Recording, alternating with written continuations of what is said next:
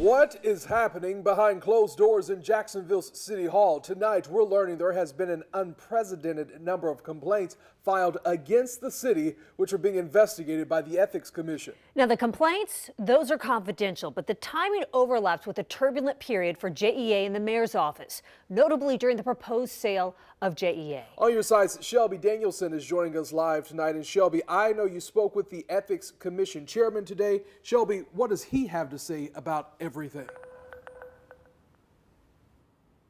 Well, first and foremost, he reminds everyone how important their role is. They are tasked with holding city leaders accountable. And as we reported last night, they are also working to protect the role of the city's ethics director. They say they are busier than ever right now because they have been slammed with complaints against our local city government.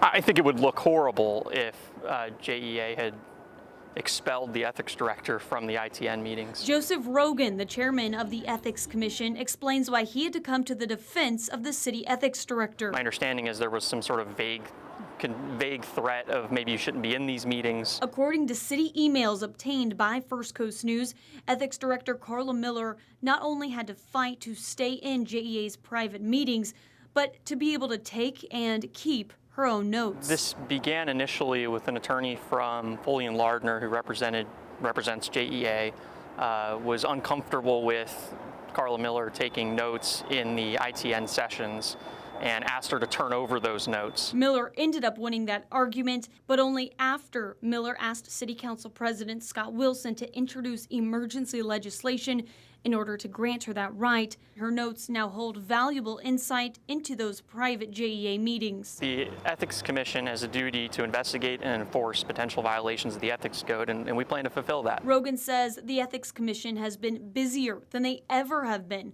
over the last 12 months investigating complaints. In calendar year 2018, I think we had more ethics complaints that we handled than prior years combined. And so it's been really busy. Their investigations are confidential, but they oversee city leaders, including Mayor Lenny Curry and former JEA CEO Aaron Zahn.